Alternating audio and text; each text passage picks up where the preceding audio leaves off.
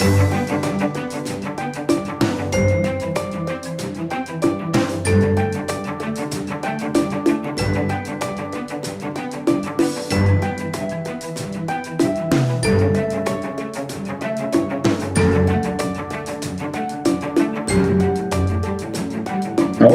to our webinar. Today we're going to talk about asset valuation and depreciation in Asset Assist.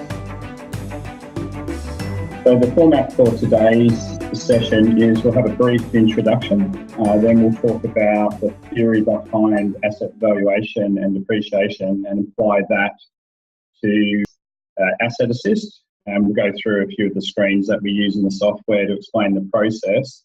And then after that, we'd like to give a brief example, a live example of how to use the software to show you how simple and easy we've made the process. Then we'll conclude with a recap on some recent developments so that people can be familiar with what we've been doing and then where we're also heading. In today's presentation, there's myself, Andrew Sonnenberg, and we've got Adam Collings and Hamish Murphy. If you'd like training or support, our contact details are it@pitsh.com.au and our phone number is 0363231946.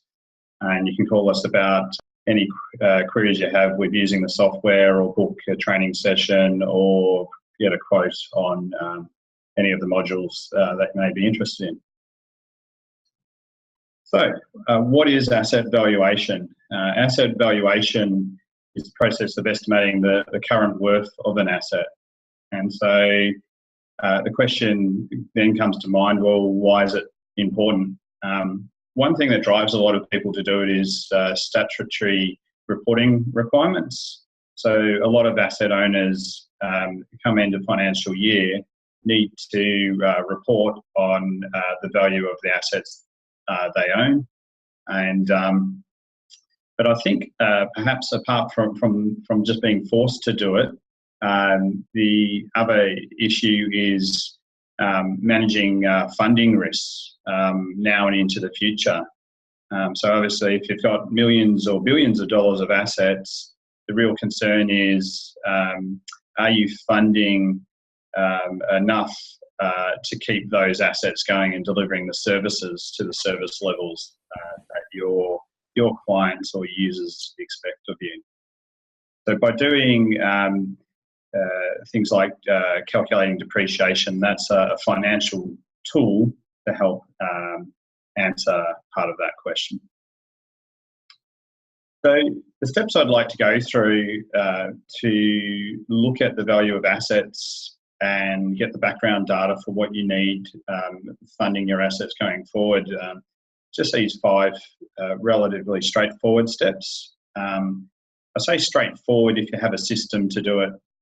In the days of doing this in spreadsheets and things like that, it was a little bit more complicated. And also these days the process has been refined a little bit more to give more accurate estimates. And we'll go into the options later on that you have in Asset Assist to do this process.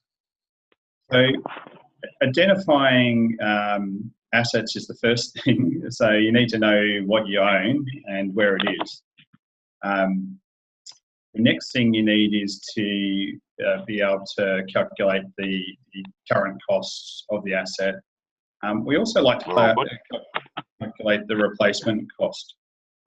We need to understand the replacement cost because it is actually different perhaps to the value of the asset that we have today. And so in understanding those funding requirements, it's useful to have a think about that. We also need to think about the useful life and when we want to replace an asset or if we do in fact want to replace it. And after we've done those things, we can actually calculate the written down value, which is what the accountants are looking for. So just working through those steps, we find that there's probably 5 basic bits of information that you'd want to know about an asset, and then there's a whole lot more than that. But as a minimum, it's useful to give an asset an ID so you can uniquely identify it, and it helps if that's attached to an asset. So often we're going out inspecting all sorts of assets. be it buildings, roads, bridges, etc. And you need a unique way of identifying those assets. And if you've got portable devices as well, it's handy to have those labelled so that you know you're actually looking at the particular asset in question. Also useful is having GPS coordinates, a classification of the type of asset, and some photos of it, as well as the date when it went into service. What I want to do today, just to illustrate the process, is we're going to talk about vehicles and fleets of vehicles and how they can be managed in asset assist. So I've taken a photo here of one of the company's Subaru vehicles, and later on Adam Collings will present on the Prius vehicles we have and how you can run the software for a vehicle such as that.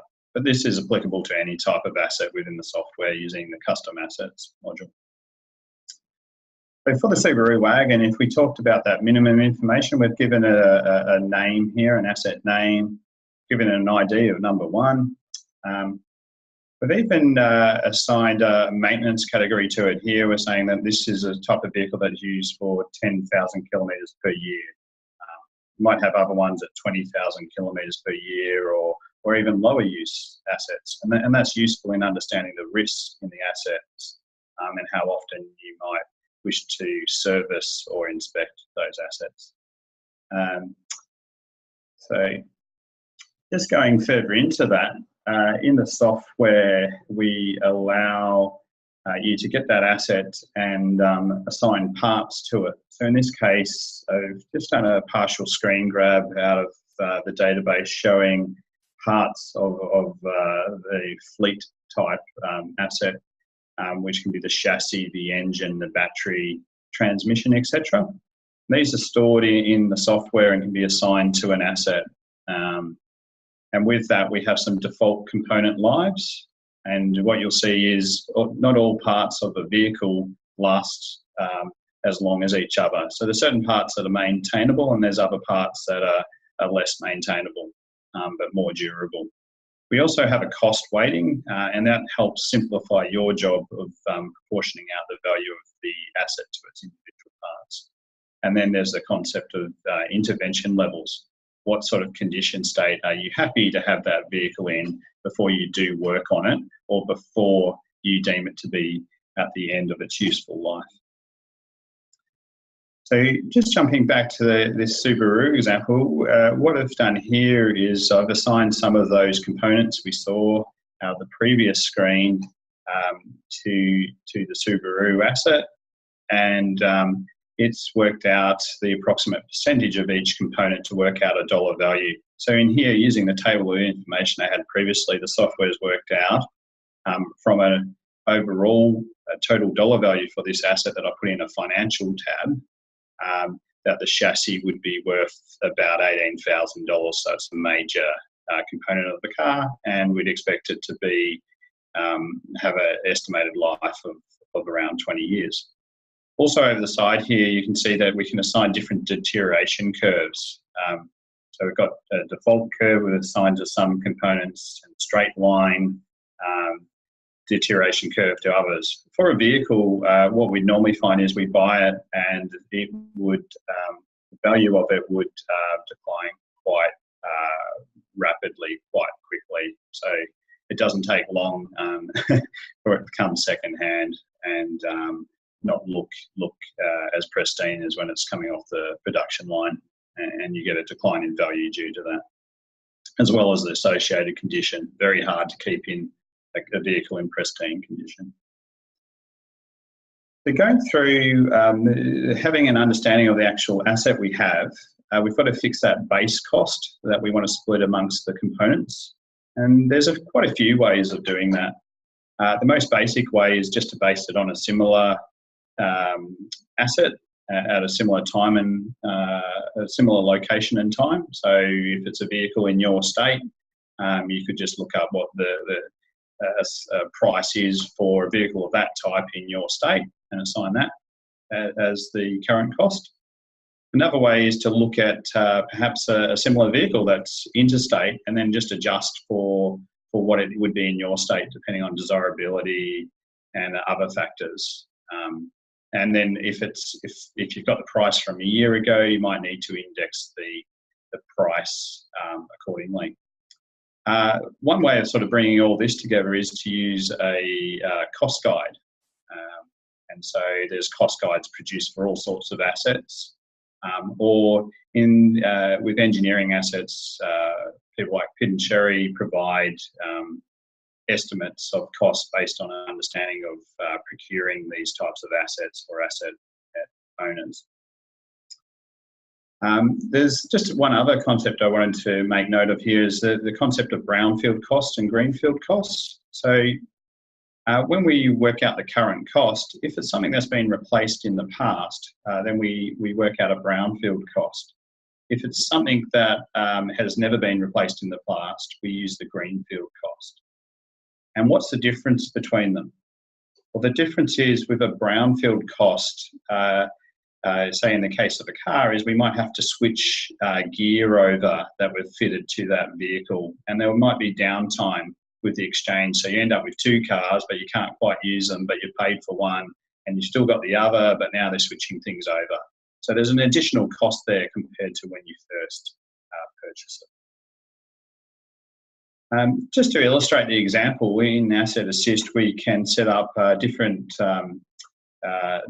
types of cars within our system there. And for example, here we could have small cars, medium cars, large cars, and luxury cars. And depending on the type of car we see it, the software can default a value to that car. So for the Subaru, a reasonable guess might be that it's a medium car and therefore $30,000. What I've done is put the price guide down the bottom right-hand corner here, and you'll see a price guide off the internet from a site is saying that Subaru could be from 30,000 up to 55,000. So obviously in our case, our Subaru there, we're not showing a top-end Subaru. We've just got a work vehicle and got relatively a budget vehicle. So a 30,000 estimate as a default estimate would be a good one, but if we wanted to in the software, we could refine it to an exact price. So we could pick a price anywhere in any range. The idea is the software, if you set some of these defaults, can automatically assign values for you, saving you time. The replacement cost I mentioned before, that's useful because when it comes to the end of this useful life of this Subaru, we might want to replace it with a like for like, or we might want to replace it with something that's more expensive. And so we need to understand that in advance so that we can provision enough funding for what we desire to have in the future. And I'll explain a little bit more about that later. So with the useful life, how long is that vehicle going to last? How long is it useful for? Well, there's a whole range of factors that are put here. There's the functionality of it. Is it suitable for the types of roads we want to drive on it? Is it suitable for towing the types of things we want to tow? These will all, does it have enough passenger space? These are all functional requirements we need to think about when we've got useful life of an asset. The capacity is another issue, and so I've just repeated towing capacity there. It depends on how you view it. We've got cost and efficiency, and this is probably one of the biggest drivers of assets is the maintenance cost on a longer term asset. So as things get near the end of their useful life, they get very expensive to run, and that's what is defining the end of their life. So on a motor vehicle, as we have it gets older and older, there's more and more things that have got to fix, and the more and more expensive it gets to run. And it just doesn't make sense, even if it was meeting a functional all these other requirements of functional capacity, safety and compliance, you'll want to get rid of it. And that's why in the software we can use, and I'll show you in a minute, inspection data to look at condition and from that understand how much life's left from a condition point of view. So remaining useful life, I've listed a few ways of doing this. The traditional way was just choose a date for replacement. The next way was to set a useful life based on the date of the asset when it was put in service, less the age of the asset. So we might think for a vehicle will last 30 years, it's been in service 20 years, therefore it will have 10 years left. So based on gross assumption. The next way is to use predictive modelling in the software, which is saying, well, what condition is it in? If it's in a really poor condition because it's had a number of accidents, etc., and a lot of things need fixing, or the engine's got some problems with it, there's oil leaking, well, we can use that condition data to shorten the useful life. Or conversely, we could extend it. And that'll just depend on how the vehicle's being used. So the predictive modelling can pick this up from the inspection data. So just to show you how that works, in the software there's a screen where you can choose the traditional straight line method, which is just saying things deteriorate at a constant rate. So we have the car today, we buy, and it'll deteriorate equally over the next 30 years, say. The other way is to use that type of method, but based our useful life on condition data from inspections and the predictive modelling, looking at how much life is left in the asset. So this is a new feature we've put in, and a lot of agencies and asset owners are very keen to go to this predictive modelling type estimate, because it's a far more accurate estimate of the value of your asset and how much life it has left in it. Another way we've done it is more on a revaluation type approach, where we just get the condition-based value, and based on the condition-based value, we say, well, that's what it's worth. So essentially revaluing at every time. But I quite like the straight line method, and I'm speaking to a lot of asset owners. They're actually like the straight line method, with this predictive modelling capability. So it's a big improvement on this pure straight line, and quite useful for managing risk. So just give you an example here of that Subaru wagon asset we had again. Showing the parts, and I've just shown how in Asset Assist we can complete an inspection of the asset. And so here, most of the assets in condition state 2, so it's not brand new, other than the brake lights being put in and brand new, and then we've got it on the chassis, a bit of downgrading of that, in the case of our wagon, some panel damage. So. However, we could have assigned a defect to it, but haven't in this state. We've just picked up the condition. So what happens is that information feeds into the deterioration curves we've chosen. And what we find, again, just to explain a little bit about how that works, we start off at the top here at condition 1, and when we get to the end over here, with x-axis being the life consumed, when we're 100% consumed, we see that as end of life. But on this journey through the condition stage, we'll find there's a point where we'd start to want to intervene. And this is when typically we see defects occurring that we want to treat. If we keep on going and don't treat those, we'll end up at a point where we're at the end of the useful life. And this point over here, what we do is we map a one-to-one relationship between the condition and the value of the asset. And we see at this stage that up here at 100% new, the value's, its original value, through to when it gets to 0% of its new condition, we see it as 0 value. What this means is we end up with a residual value, some value left in the asset at the point where we find it not to be useful, but someone else is still willing to pay some money maybe for this vehicle. So we might not find it useful to have, and we'll trade it in, and there'll be a trade-in price. And the predictive modelling can help us estimate that if we set our intervention and functional limits appropriately. So just to explain the actual maths of it, the maths is to work out the depreciation. We have the previous written down value. We take away any of that residual left to get a dollar value that we divide equally amongst the remaining useful life of the asset, and that's how much we'll take off each year. So what happens is, if we do predictive modelling and find these useful life changes, the software will slow down or speed up the amount of depreciation that we have each year, according to the condition we're finding our asset in. With the written down value, it's simply the current cost that we had less that accumulated amount of depreciation over all the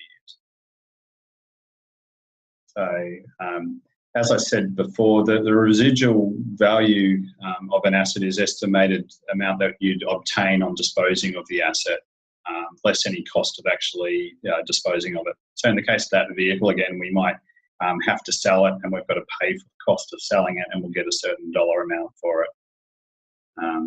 With other assets, their value might be negative. It might actually cost us to get rid of it. You can set these things up in Asset Assist as good news, and then you can roll that out across a whole lot of assets. The other point I wanted to make before we get to our example is depreciation is a method of is not a method to determine how much funding you need per se for renewal, because the replacements of assets it may be a case where you want, say, in the case of a vehicle, a larger vehicle, in which case you'd need more funding than you originally had used to purchase the asset that you've got. You might also choose that you don't need it anymore. You've got surplus vehicles, in which case the amount of funding you need is zero. Another thing is you might want a different level of service that you want to provide. You might want to provide a safer vehicle, and therefore you'll be willing to pay more or having to pay more. And so, again, depreciation won't pick that up. So that's the importance of having a record of both what you need, the dollar value you need to replace something, as well as understanding how much you've consumed of what you've got. So, yeah, just to reiterate that, financial consumption doesn't mirror the operational consumption necessarily. So the financial consumption is assumed to be linear over time. And so without intervention, the degradation often, however, accelerates with an asset. And that's why we've introduced the predictive modelling method, so that the financial consumption actually is closer to the operational consumption. And we're getting the software to do that, which is saving the user effort. So what I might do, I think I've spoken enough so far about the theory of it and showing some screenshots. I think what we'll do now, Adam, is if I just give you back control, if you would like to bring up Asset Assist for me and just go through an example so people can see where in the software you access the various parts needed to do depreciation and valuation. So I'm going to take you through the example now. So we'll bring up the software. Right, so you should be able to see Asset Assist now. So yeah, we have an asset here, as Andrew explained earlier. I've set up my Port au Prince. I've set GPS coordinates. This is for just where the vehicle is garaged. And we're saying this is a 2011 model, this particular vehicle. This is actually one that we have downstairs here at Pick and Cherry. Again, we have the components of the vehicle, as you saw earlier. So these have a percentage current cost, and we've used this button up here to automatically calculate the dollar values for the breakdown of the components. And we've got some estimated lives here. So I guess, Adam, on that last screen there, we had deterioration curves we could assign. At the moment, they're blank here, but what the software will do is it'll assume the default curve if you haven't told it specifically which curve out of a whole series of curves you may wish to use. Yeah, that's right. So, and you know, that's true of a lot of these fields. So, for example, I could specify 100 years on this value, but if I wanted to go back to calculated value, I could just backspace that out and it'll just revert to the default value there. And the same with the date in service there, and just for consistency at the moment, we've been using date of construction across all assets in the database, but you could change that individually. At the moment, it's just taking that from the asset information tab and auto assign that, again, saving users time. Yeah. So we've done a full car service on this vehicle. That's just been done using a condition assessment, condition inspection. So that's given us now a condition assessment of each of the components, which will be useful later on. So we go into this financial tab. This will be familiar if you've used the structures module, but we have our financial class here, which I've said this is a hybrid hatch. We've got our current cost year of $25,000, and we've got a year of replacement year of 2025. Now, we'll be using that predictive modelling methodology that Andrew mentioned, so it will actually re-examine this year of replacement as it assesses the useful life based on the condition of the asset. So we've ticked to say that we want to depreciate this asset, and this will be the first time we do so. We haven't got any values here. So you'll notice up here the financial menu. Now, this used to be called our capital menu. The capital editor is still here. This is useful for our roads module, particularly for those clients who are interested in integration with the Maloney products. But what we've done now is introduce these depreciation options right here in the front of the software. So we've got our depreciation settings, which Andrew mentioned earlier. We're using this straight line where we update the useful life based on predictive modelling. We have our financial classes, which we've set up. So if we look at our fleet asset type, you'll see I've set up a couple here, a family sedan, a four-wheel drive, and hybrid hatch that we talked about.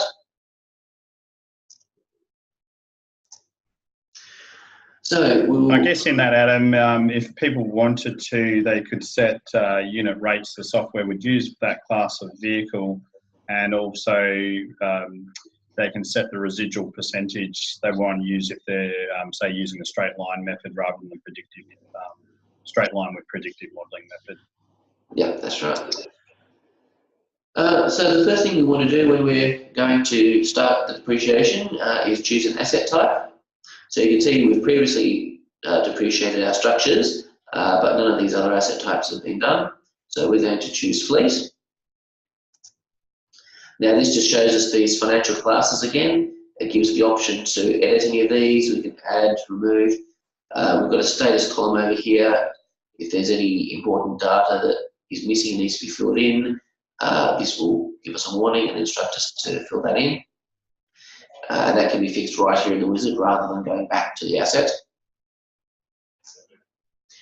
And then it's a matter of choosing the assets. Now we've already ticked this one here, the Prius, to be depreciated, as we saw earlier.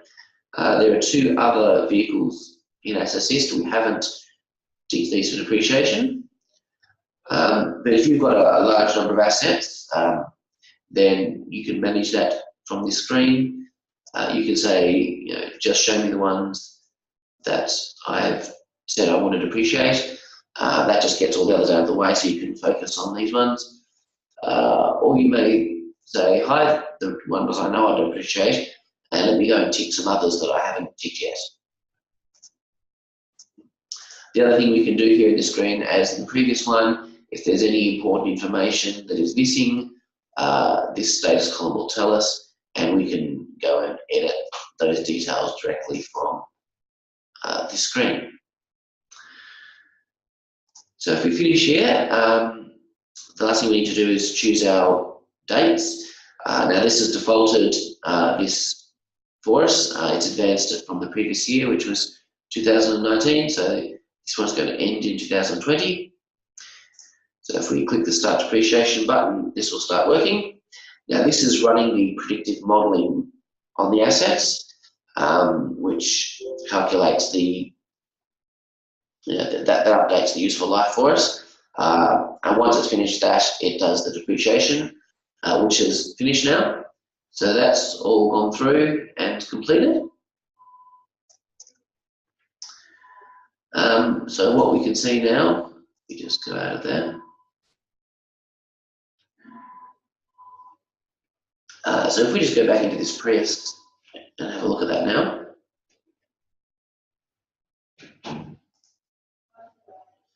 So we can see, first of all, this year replacement, that was 2025 before, but the software, through the predictive modelling, has looked at the condition of that asset, and it's made a very slight adjustment. It said actually that based on the useful life, I can see that it's actually going to be 2024.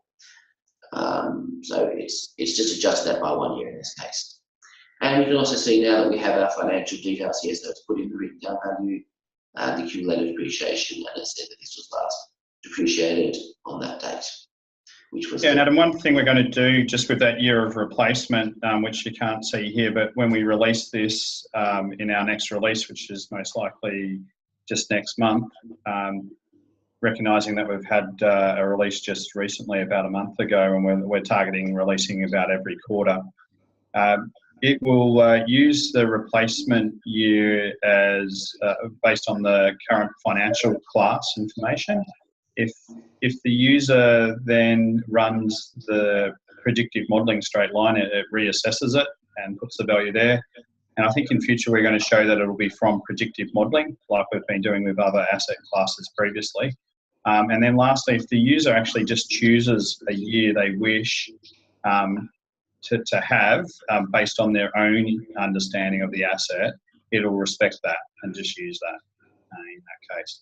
But in which case, the predictive modelling method's really not relevant.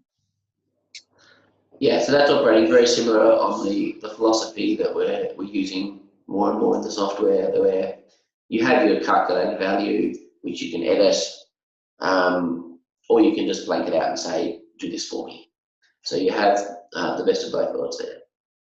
Yeah, and more we're pushing simplicity through the software and putting the smarts into it so that ultimately users can click less buttons to get more information quicker and faster. Yeah, so that's the depreciation process. If you do have needs, because maybe you realise there was some extra information you wanted to do, for example, we do have this option here where you can actually roll back the depreciation. So that's just an undo button for the process. But apart from that, that's pretty much the system. That's how it works.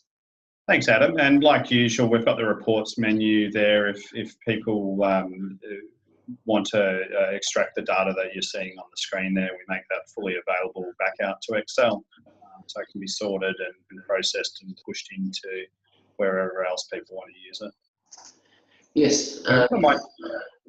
Yeah, and that's just here under reports, financial depreciation report, and we'll see here, choose fleet. There's that period that we just used. So you can report, and that's your annual depreciation report that you can then give to the accounting department. Thanks, Adam. If I take back control, we might just move on to talk about some recent developments and and what we're planning in the future. Okay, so just for some recent developments, Adam, you actually want to go through those, if you like? Yes. So these are some of the things that were released in the new version that came out a couple of weeks ago. So we have a feature now where we can automatically download GIS data when going mobile. This is a feature that is extremely useful for our roads people, as they often will do mobile inspection on the laptop in the car. And so rather than having to manually set up the GIS data on the laptop for when you're not connected to the network, when you perform the download, it will bring the GIS data in for you, and it will set that all up automatically. The Inspector app, which is available on phones and tablets, currently through Android, this now supports various inspection types. So it's previously been used for a structure level 2 inspection. You can now do level 1 inspections on structures, and that means it can also now do both condition inspections and just a single defect inspection on other asset types. Yeah, so we could use it to inspect our motor vehicle and rate the condition of those components using a tablet, and take our photos and synchronise those back in the usual manner that it's worked previously for those specific asset classes. We've performed a bug fix on the TMR report. There was a problem there relating to some missing images, so that bug has been fixed. There is an improved error detection system built into the software now, which allows us to be more proactive. So it just makes it easier to track down issues, find the root cause of things, and in some cases we can actually receive an automatic report on that before you even know something's gone wrong. So yeah, it just allows us to be more proactive and be able to serve you better by keeping on top of any issues that crop up in the software. Yeah, and again, that's keeping with the philosophy of the software, making it simple, so people don't need to report things to us. We'll know about them and fix them going forward. And so we're finding that useful within Hidden Cherry. We use the software and the programmers are now able to spot issues before the users spotted them and resolve them in future releases. Yes, and we've added the maintenance category filter to a number of major reports. This is becoming an increasingly useful field as we introduce new types of assets. So that becomes quite an important filter. And yes, there was a bug fix relating to the tracking of these changes to a structure's geometry values, which we recorded historically. Okay, sorry.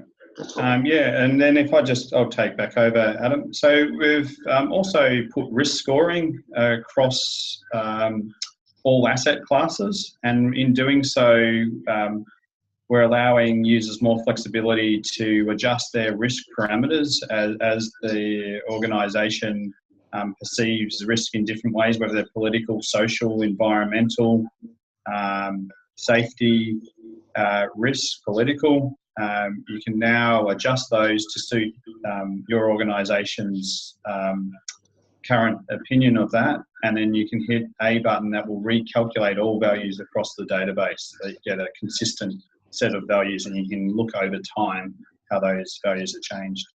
The other thing we've done is we've put the mobile or the tablet app onto Win 10, and so we have a client at the moment who will be using that, and anyone else who's interested just needs to contact us. Moving forward into future developments, we're currently working on a heavy vehicle route assessment tool with the Department of State Growth, and looking to have a release of that by the end of the year. So that'll be quite helpful for those organisations that get National Heavy Vehicle Regulator permit requests. Hopefully it'll streamline that process and make people's jobs a little bit easier and quicker. The other thing we're looking at doing now that we have risk scoring across all asset classes, and the predictive modelling tool also doing that, we're looking at combining the information from those to help determine benefit costs ratios for maintenance works. And so this will give a standardised way across all asset classes of determining, if you have a certain amount of funding, what work should be done first. What is the highest priority, irrespective of asset class? So this will be a game changer, and it's something we've mapped out and we're not far off releasing. The other thing is a capital replacement priorities tool. So I've been working with some organisations to look at how to prioritise capital replacement works. And we've developed the intellect behind that, and we're going to apply that into Asset Assist as well, so that you'll be able to decide if you're going to replace an asset, which asset would be the most worthwhile one to replace out of all your assets. So again, this will be another game changer because it'll be done in a simple manner, but it will use the intellect that we have, Hidden Cherry being an engineering and scientific firm. Next bit is condition data from defect inspections. We've realised that we could also streamline inspection processes and come up with, having done a defect inspection, a lot of condition data, just by the way we'll set things up to do that. And so this will make people's inspectors' job a lot simpler, and it'll add a lot more value to the ultimate asset owner when they go to make decisions. The other thing we've got on the board to do is quite a bit more development with the mobile app and getting it over to iOS, as well as quite a few other things. Just before I call on any questions and call the session to a close, depending on the number of questions we have, just wanted to reiterate what our philosophy is. Our philosophy is to use predictive insight to manage assets. And I think we've shown that today with the financial modelling to actually predict useful lives of assets. And we're feeding that in and looking at the risk. In this case today, it was the financial risk. And what's enabling that all to occur is this engineering and technical insight we have that allows us to set up the parameters in the software to be accurate and reflective of the different asset classes that we're dealing with. And so by doing these three things together, we're able to make end users' lives a lot easier, and we're getting more accurate predictions, which will save on waste at the end of the day and deliver better levels of service to end users and customers. So what I'll do now is we've used up our 45 minutes of allotted time. If you have any questions, Hamish, did you see, was there any questions coming through on I've been keeping an eye on the chat, so no questions as yet. Okay. So unless there's any further questions, again, what we'll do is we'll call the session to a close. We'll make a recording of the session available on YouTube, so those people who haven't been able to attend will be able to view it, and other interested parties can watch it as well. So again, if you're interested in any of our past sessions, I encourage you just to search YouTube for Asset Assist, and we've been finding there's been quite a good uptake of people viewing the sessions and getting benefit out of them. So thanks again for your attendance in on the session. It's much appreciated. If there's any further feedback, feel free to email us at the IT address we had at the start of the presentation, or give us a phone call on the helpline. So thanks again for your time.